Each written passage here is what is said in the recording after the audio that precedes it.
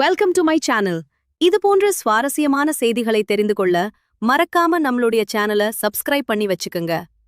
என் முதலாளி அம்மா அவளுக்கு மசாஜ் செய்ய சொல்லி என்னை அவள் அறைக்கு அழைத்தாள். நான் அறைக்குள் சென்றதும் விளக்கை அணைத்துவிட்டு என் அருகில் வந்தாள். என் அருகில் வந்து என்னுடைய ஆடைகளை அவளே கலட்டினாள். அதன் பின்பு நானும் அவளும் சேர்ந்து விடிய விடிய. என் பெயர் ஆனந்த். நான் 20 வயதானவன். என் முதலாளி அம்மா என்னை தன் வீட்டிற்கு அழைத்து வந்தார். தினமும் எனக்கு 150 ரூபாய் கொடுப்பார். மேலும் அவர் காலுக்கு மசாஜ் செய்ய சொல்வார். நானும் சரி முதலாளி அம்மா என்று சொல்லி 150 ரூபாய்க்கு ஒப்புக்கொண்டேன். மேலும் நான் அவருடைய காலுக்கு மசாஜ் செய்வேன். ஆனால் ஒரு நாள் இரவு முதலாளி அம்மா, இன்று அறையின் விளக்கை அணைத்துவிடு என்று சொன்னார். நானும் அமைதியாக விளக்கை அணைத்தேன். என் கால்களும் ஆடிப்போயின. என் கைகளும் முழுவதுமாக நடுக்கம் எடுத்துக்கொண்டது. நான் கடந்து வந்த வயது ஒரு பையனுக்கு மிகவும் முக்கியமான காலகட்டமாகும். இத்தகைய சூழலில் ஒருவரின் காலுக்கு மசாஜ் செய்வது எனக்கு ஒரு சோதனைக்கு குறைவானது அல்ல. முதலாளி அம்மா என்னை அவருடைய கைக்கு மசாஜ் செய்யச் சொன்னபோது நான் சில நிமிடங்கள் அவரை ஆச்சரியத்துடன் பார்த்து கொண்டிருந்தேன். இதை நான் எப்படி செய்ய முடியும்? ஆனால் என் அப்பா, முதலாளி அம்மாவின் எந்த வார்த்தைக்கும் மறுப்பு சொல்லாதே என்று சொல்லியிருக்கிறார். அவர் மிகவும் இரக்கமுள்ள பெண்மணி. நீ அவர் மனதில் இடம் பிடித்தால் சம்பளத்தை விட அதிக பணத்தையும் கொடுப்பார் என்று சொல்லியிருந்தார். அவர் எனக்கு பணம் கொடுத்திருந்தார். அதுவும் முழு 150 ரூபாய். மேலும் இந்த பணம் உனக்கு மட்டுமே என்றும் சொன்னார். நானும் மகிழ்ச்சியாக இருந்தேன். ஆனால் அவர் என் கை கால்களில் மசாஜ் செய் என்று சொன்னபோது நானும் அதிர்ச்சியடைந்தேன். எப்படி ஒரு பையனை வைத்து மசாஜ் செய்ய சொல்ல முடியும்? நான் எதுவும் சொல்லவில்லை. ஆனால் அந்த நேரத்தில் நான் மிகவும் மோசமாக பயந்துவிட்டேன். அவர் என்னுடைய அறைக்கு அழைத்துச் சென்றார். என் முயற்சி என்னவென்றால் என் முழு கவனத்தையும் வேலையில் மட்டுமே வைப்பதுதான். நான் ஒருமுறை கூட என் கண்களை அவர் பக்கம் திருப்பவில்லை. நான் இங்கே வேலை செய்யத் தொடங்கிய போது ஆரம்ப நாட்களில் வேலையின் வழக்கப்படி முதலாளி அம்மா அறையில் நுழைந்தபோது இன்று எனக்கு ஏதோ விசித்திரமாக தெரிந்தது. அவர் நிறம் ஏதோ விசித்திரமாக இருப்பதாகவும் அவர் முகம் வியர்வையில் நனைந்திருப்பதாகவும் எனக்கு தோன்றியது. அவரும் அதிர்ச்சியடைந்தார். எனக்கும் தெரியவில்லை அவர் என்ன நினைத்துக் கொண்டிருந்தார் என்று. என்னை பார்த்ததும் சட்டென்று என்னை பார்ப்பதை தவிர்த்தார். நான் சிறிது ஆச்சரியத்துடன் முதலாளி அம்மாவை பார்த்து கொண்டிருந்தேன். முதலாளி அம்மாவுக்கு உடல்நிலை சரியில்லை என்று எனக்கு தோன்றியது. நான் எப்போதும் அமைதியாகவே முதலாளி அம்மாவுக்கு சேவை செய்வேன். ஆனால் இன்று நான் சிறிது தயக்கத்துடன் அவரை பார்த்து, முதலாளி அம்மா, நீங்கள் நலமா? ஏன் பதட்டமாக இருக்கிறீர்கள் என்று கேட்டேன். என் குரலில் இயல்பாகவே மரியாதை தெரிந்தது. மேலும் அவர் எனக்கு ஒரு நல்ல பெண்மணியாகவே இருந்தார். இளம் வயதிலேயே அவர் எனக்கு ஆதரவளித்தார். மேலும் என் துயரமான வாழ்க்கையை செழிப்பான ஒன்றாக மாற்றுவதில் முதலாளி அம்மாவின் பங்கு முக்கியமானது. அதற்கு பதிலாக அவர் என்னிடம் எப்படிப்பட்ட வேலையை கொடுத்தாலும் எனக்கு கவலையில்லை. ஆனால் அவர் கொடுத்த பணத்தால் என் வாழ்க்கை மாறிவிட்டது. என் வீட்டின் சூழ்நிலை மாறிவிட்டது. என் கேள்விக்கு அவர் இல்லை என்று தலையசைத்து நான் நன்றாக இருப்பதாக எனக்கு ஆறுதல் அளித்தார். அது எனக்கு மிகவும் உதவியாகவே இருந்தது. அப்போது அவரும் எனக்கு ஆறுதல் அளித்தார். ஆனால் அவருடைய வார்த்தைகள், அவருடைய முகத்தில் தெளிவாக தெரிந்தது. அவர் எதையோ மறைக்கிறார் என்றும் அவருக்கு அந்த நேரத்தில் ஏதோ கவலைகள் இருந்தது என்றும். பல மாதங்களாக அவர் என்னை வீட்டு வேலைகளை செய்யச் சொன்னார். இன்றுதான் முதல் முறையாக மசாஜ் செய்யச் சொன்னபோது நான் முழுவதுமாக பயந்து போனேன். ஒன்று, அவர் வீட்டிலேயே தனியாக வசித்தார். அவருக்கு கணவரோ அல்லது குழந்தைகளோ இல்லை. இதை கேட்டவுடன் நான் முதலில் அமைதியாகிவிட்டேன். ஆனால் இன்று நான் அவர் காலுக்கு மசாஜ் செய்தேன். ஆனால் என் கைகள் முழுவதுமாக நடுங்கின. முதலாளி அம்மா ஒரே ஒரு நாள்தான் இப்படி மசாஜ் செய்வார் என்று நினைத்தேன். ஆனால் தினமும் அவர் என்னிடம் மசாஜ் செய்யச் சொல்லித் தொடங்கினார். முதலாளி அம்மாவின் எந்த வேலையையும் நான் இவ்வளவு தயக்கத்துடன் உணர்ந்ததில்லை. ஏனென்றால் அவர் சாதாரண மனதுடன் என்னிடம் சொல்வார். ஒரு விசித்திரமான விஷயம் என்னவென்றால், நான் முதலாளி அம்மாவுக்கு வேலை செய்யத் தொடங்கியதிலிருந்து அவர் என்னை மிகவும் அன்பான பார்வைகளால் பார்க்கத் தொடங்கினார். அவர் முன்பனுக்கு 150 ரூபாய் கொடுப்பார். ஆனால் இப்போது 300 ரூபாய் கொடுத்தார். அவருடைய இந்த கருணை எனக்குள் ஏனோ உறுத்தத் தொடங்கியது. இன்றும் வழக்கம் போல் முதலாளி அம்மாவுக்கு மசாஜ் செய்யத் தொடங்கினேன். நான் 18 வயதிலிருந்தே வேலை செய்து வந்தேன். ஆரம்பத்தில் இந்த வேலை எனக்கு மிகவும் சங்கடமாகவும் இருந்தது. ஏன் இந்த வேலைக்கு மட்டும் இப்படி பணம் கொடுக்கிறார் என்று முதலாளி அம்மா மீது எனக்கு கோபம் கூட வரும். ஆனால் அது என் வேலை. ஏனென்றால் எனக்கு பணம் தேவைப்பட்டது. மேலும் முதலாளி அம்மா எனக்கு இந்த வேலைக்காக தினமும் 150 ரூபாய் கொடுத்தாலும் இப்போது அதிகமாகவே கொடுத்தார். அதனால்தான் நானும் அமைதியானேன். அவர் ஏன் என்னிடம் இந்த வேலையை செய்யச் சொன்னார் என்பது எனக்கு பிற்காலத்தில்தான் புரிந்தது. நான் அவர் காலுக்கு மசாஜ் செய்துவிட்டு அவர் அருகில் அமர்ந்தபோது திடீரென்று முதலாளி அம்மா என்னிடம், "ஆனந்த், லைட்டை ஆப் செய்" என்றார். நான் அதிர்ச்சியுடன் முதலாளி அம்மாவை பார்த்தேன். ஏதோ குழப்பம் நடப்பதாக உணர்ந்தேன். ஆனால் முதலாளி அம்மா எதுவும் சொல்லத் தயாராக இல்லை. நான் லைட்டை அணைத்தேன். இருட்டில் மெதுவாக நடந்து முதலாளி அம்மா அருகில் சென்றேன். திடீரென்று இருட்டில் நான் ஏதோ உணர்ந்தேன். அவர் என் கைகளை பிடித்துக்கொண்டு சொன்ன வார்த்தைகளைக் கேட்டு என் உயிரே ஆடிப்போயிற்று. என் இதயம் மிக வேகமாக துடிக்கத் தொடங்கியது. நான் இருந்த இடத்திலேயே ஸ்தம்பித்துப் போய் உட்கார்ந்து விட்டேன். என்னால் நகரக்கூட முடியவில்லை. முதலாளி அம்மாவின் இந்த வார்த்தைகளைக் கேட்டு நான் உள்ளுக்குள் உழன்றேன். நான் சென்னையில் உள்ள ஒரு கிராமத்தில் வாழ்ந்தேன். என் குடும்பம் மிகவும் ஏழ்மையானது. மேலும் எனக்கு 18 வயதாக இருந்ததால் வேலை தேடுவதோ அல்லது சம்பாதிப்பதோ எனக்கு கடினமாக இருந்தது. என் பெற்றோர் கஷ்டப்பட்டு வாழ்வதை பார்த்து நான் ஏக்கத்துடன் இருந்தேன். அவர்கள் வறுமையில் வாடினார்கள். என்னால் அவர்களுக்கு உதவ முடியவில்லை. நான் ஒரு அன்பானவன். என் மனதில் என்னால் எந்த விதத்திலும் பணம் சேர்த்து அவர்கள் முன்னுலகில் எல்லா பொருட்களையும் குவித்து வைக்க வேண்டும் என்று எண்ணினேன். ஒரு வெற்றிகரமான மனிதராகி என் தாய் தந்தைக்கு உதவ வேண்டும். மேலும் அவர்களுக்கு ஒரு நல்ல வாழ்க்கையை கொடுக்க வேண்டும் என்று நான் விரும்பினேன். அதனால்தான் கல்வி படிப்பது என் கனவாகவே இருந்தது. ஏனென்றால் நன்கு படித்தால் மட்டுமே நான் வெற்றி பெற முடியும் என்று எனக்கும் தெரியும். ஆனால் கல்வி படிப்பிற்கு கூட என்னிடம் பணமில்லை. எங்கள் வீட்டில் உணவிற்கே மிகவும் கஷ்டமாக இருந்தது. ஆனால் நான் அறிந்திருந்தேன், என் விருப்பத்தை நான் வெளிப்படுத்தினால் நிச்சயமாக என் தாய் தந்தையர் தாங்கள் வாழ்க்கையை மேலும் சிரமப்படுத்திக் கொண்டு என்னை படிக்க வைப்பார்கள். நான் அவ்வளவு சுயநலவாதி கிடையாது. நான் என் விருப்பத்தை என் உள்ளுக்குள்ளேயே அடக்கிக் கொண்டேன். இது என்னை இன்னும் அதிகமாக வருத்தப்பட வைத்தது. அந்த நாட்களில்தான் இந்த முதலாளி அம்மா என் வாழ்க்கையில் வந்தார். அவர் பெயர் ரம்யா. அவர் ஒரு வயதான பெண்மணி. அவர் தனியாக வசித்து வந்தார். அவருடைய கணவர் அவரை விவாகரத்து செய்துவிட்டார். மேலும் அவருக்கு குழந்தைகளும் இல்லை.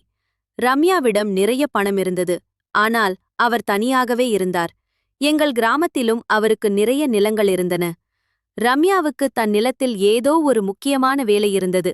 அவர் எங்கள் கிராமத்திற்கு வந்தபோது என்னை கூர்ந்து பார்த்து, "ஏன் பள்ளிக்குச் செல்லவில்லை?" என்று கேட்டார். நானும் வருத்தத்துடன் அவரிடம் என் சூழ்நிலையை எடுத்துரைத்தேன். மேலும், "என் சூழ்நிலை காரணமாக என்னால் படால் படிக்க முடியாது. நான் கல்வி கற்கச் சென்றுவிட்டால் வீட்டில் சாப்பாடு கூட இருக்காது" என்று சொன்னேன். என் வார்த்தைகளைக் கேட்டு ரம்யா ஏதோ சிந்தனையில் ஆழ்ந்தார். பிறகு என் வீட்டிற்கு வந்து என் தாய் தந்தையரிடம் பேசினார். அவர் வீட்டிலுள்ள சிறிய வேலைகளுக்கு என் வயதிலுள்ள ஒரு பையன் தேவை என்று சொன்னார். என் தாய் தந்தையர், "இவ்வளவு சிறிய வயதில் எங்கள் மகனை வேலைக்கு அனுப்புவது எப்படி?" என்று யோசித்துக் கொண்டிருந்தனர். மேலும் அவர்கள் என்னை பற்றி தவறாக எண்ணிவிடக்கூடாது என்றும் யோசித்துக் கொண்டிருந்தார்கள். ஆனால் நான் முன்வந்து அந்த வேலைக்கு சம்மதித்தேன். ரம்யாவிடம், "நான் உங்கள் எல்லா வேலைகளையும் செய்ய தயாராக இருக்கிறேன்" என்று சொன்னேன். என் உற்சாகத்தைக் கண்டு என் பெற்றோர் சற்றே ஆச்சரியமடைந்தனர். நான் என்ன செய்யப் போகிறேன் என்று எனக்கு அப்போது துளியும் தெரியவில்லை. ரம்யா அவர் சொன்னது போல சிறிய வீட்டு வேலைகளை செய்யச் சொல்வார். மேலும் நான் எல்லா வகையான வேலைகளையும் செய்ய தயாராக இருந்தேன். நான் மகிழ்ச்சியுடன் சம்மதித்ததால் என் தாய் தந்தையரும் அமைதியாகிவிட்டனர். ரம்யா என் தாய் தந்தையருக்கு ஒரு நல்ல தொகையை கொடுத்தார். மேலும் ஒவ்வொரு மாதமும் சரியான நேரத்தில் பணம் அனுப்புவதாகவும் உறுதியளித்தார். இதனால் எங்கள் வீட்டில் சூழ்நிலையும் மேம்படும். நானும் என் தாய் தந்தையரும் மகிழ்ச்சியடைந்தோம். என் கனவு நிறைவேறிக் கொண்டிருந்தது. ஏனென்றால் நான் எப்போதும் என் தாய் தந்தையின் சூழ்நிலையை மாற்றக் காரணமாக இருக்கவே விரும்பினேன். நான் என் பொறுப்புகளை கொஞ்சமாக பேக் பண்ணினேன். ரம்யா என்னை நகரத்திற்கு அழைத்துச் சென்றார். நகரத்தில் ரம்யாவுக்கு மிகவும் பெரிய வீடு இருந்தது. என் வாழ்க்கையில் முதலாக இவ்வளவு அழகான வீட்டைக் கண்டேன். ரம்யா எனக்கு தங்குவதற்கு ஒரு தனி அறையை கொடுத்தார். அந்த அறை மிகவும் சிறியது, ஆனால் மிகவும் அழகாக அமைக்கப்பட்டிருந்தது. அந்த அறையில் விலையுயர்ந்த பொருட்கள் வைக்கப்பட்டிருந்தன. மேலும் அந்த அறை எனக்காகவே தயார் செய்யப்பட்டது போலவே தோன்றியது. ரம்யா எனக்கு சில சிறிய வேலைகளை புரிய வைத்தார். அவற்றில் தினமும் அவருடைய காரை துடைப்பது, இரவு நேரத்தில் தீயுடன் தண்ணீர் கொடுப்பது மற்றும் 3 வேளை உணவுக்கு பாத்திரங்களை கழுவுவது போன்றவை அடங்கும். என்னை போன்ற சூழ்நிலையால் பாதிக்கப்பட்ட ஒரு பையனுக்கு இந்த வேலைகள் மிகவும் எளிமையானவை. ரம்யாவின் வீட்டிற்கு உணவு வெளியிலிருந்து வந்து சமைக்கப்பட்டது. மேலும் ரம்யா என்னையும் தன்னுடன் சாப்பிட அனுமதித்தார். முதல் நாளிலேயே எனக்கு நல்ல ஆடைகளையும் காலணிகளையும் வாங்கிக் கொடுத்தார். ரம்யாவின் கருணை இத்துடன் முடியவில்லை. மாறாக அவர் விரைவில் என்னை ஒரு நல்ல பள்ளியில் சேர்ப்பதாகவும் இதனால் என் படிப்பை தொடர முடியும் என்றும் சொன்னார். முதலில் நானும் மகிழ்ச்சி அடைந்தேன். அதனால்தான் நானும் இங்கு வேலைக்கு வந்ததாகவே எனக்கும் தோன்றியது. ஆனால் இப்போது வேலை சரியாகச் செய்ய முடியவில்லை. மாறாக ரம்யா என்னை தத்தெடுத்துக் கொண்டார் என்றே எனக்கும் தோன்றியது. ஆனால் இரவு வந்ததும் ரம்யா என்னை அவருடைய அறைக்கு அழைத்தார். மேலும் ஒரு நறுமணமான எண்ணெய் தைலத்தை கொடுத்து, எனக்கு காலுக்கு மசாஜ் செய் என்றே சொன்னார். நானும் தலையசைத்தேன். மேலும் விரைவாக அவர் அருகில் சென்று அமர்ந்தேன். நான் அவருடைய கால்களுக்கு மசாஜ் செய்ய வேண்டும் என்றும் நினைத்தேன். அதை மகிழ்ச்சியுடன் செய்ய தயாராக இருந்தேன். ஆனால் ரம்யா என்னை தடுத்து நிறுத்தி அவருடைய கையில் மசாஜ் செய்ய சொன்னார். நானும் குழப்பமடைந்தேன். இதை செய்ய எனக்கு சற்று சங்கடமாகவே இருந்தது. இருப்பினும் எப்படியோ நான் ரம்யாவிற்கு மசாஜ் செய்துவிட்டு பின்னர் எழுந்து என் அறைக்குச் சென்று விட்டேன். அவர் பயணம் செய்து வந்ததால் சோர்வாக இருந்தார். அதனால் என்னிடம் மசாஜ் செய்யச் சொன்னார் என்று நானும் நினைத்தேன். ஆனால் அது என் தவறான புரிதல். அடுத்த நாள் எனக்கு மிகவும் அமைதியாகவே சென்றது. ரம்யா எனக்குச் சொல்லியிருந்த எல்லா வேலைகளையும் நான் விளையாட்டோடு செய்து முடித்தேன். நான் மிகவும் சுறுசுறுப்பான பையன். அதனால் என் வேலையை விரைவாகச் செய்துவிடுவேன். ஆனால் இரவு வந்ததும் மீண்டும் அதேபோல் ரம்யா என் அறைக்கு அழைத்து என்னிடம் ஒரு எண்ணெய் தைலத்தை கொடுத்தார். நானும் கவலைப்பட்டேன். இன்றும் நான் ரம்யாவுக்கு மசாஜ் செய்ய வேண்டுமா என்று நான் அவரை பார்த்தேன். அவர் அமைதியாகவே தூங்கிக் கொண்டிருந்தார். ரம்யாவுக்கு இதிலிருந்து என்ன கிடைக்கிறது என்று எனக்கும் புரியவில்லை. ரம்யாவின் செயல் என்னை அவரை விட்டு விலகச் செய்தது.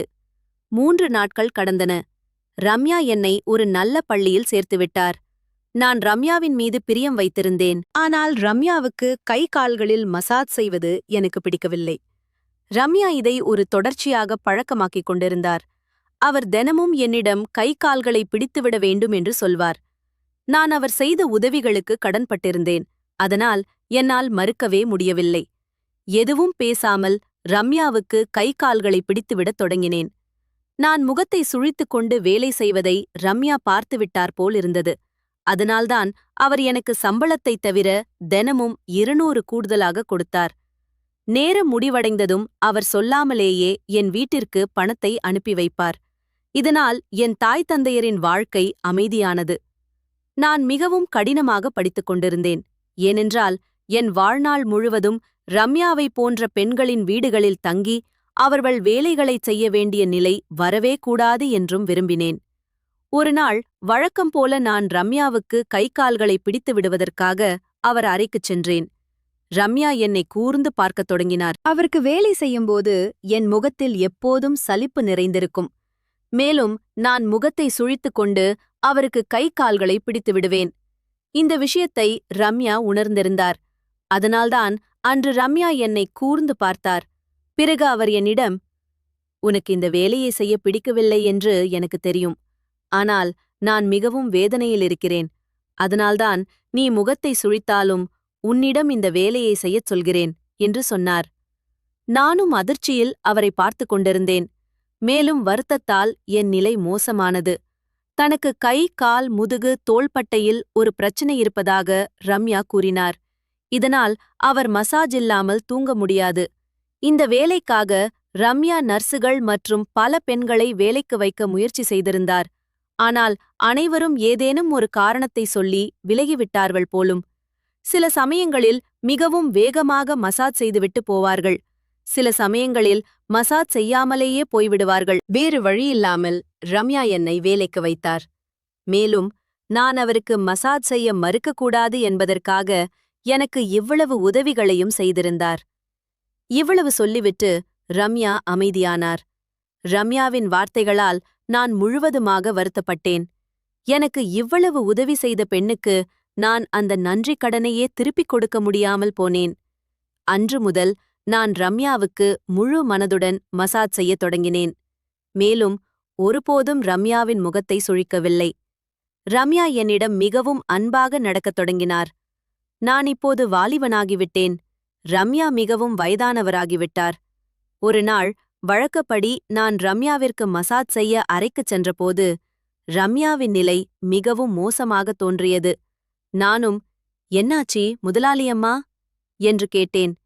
ஆனால் ரம்யா சொல்லத் தயாராக இல்லை. நான் மசாஜ் செய்யத் தொடங்கியபோது முதல் முறையாக ரம்யா என்னிடம் லைட்டை அணைக்கச் சொன்னார். நானும் ஆச்சரியப்பட்டேன்.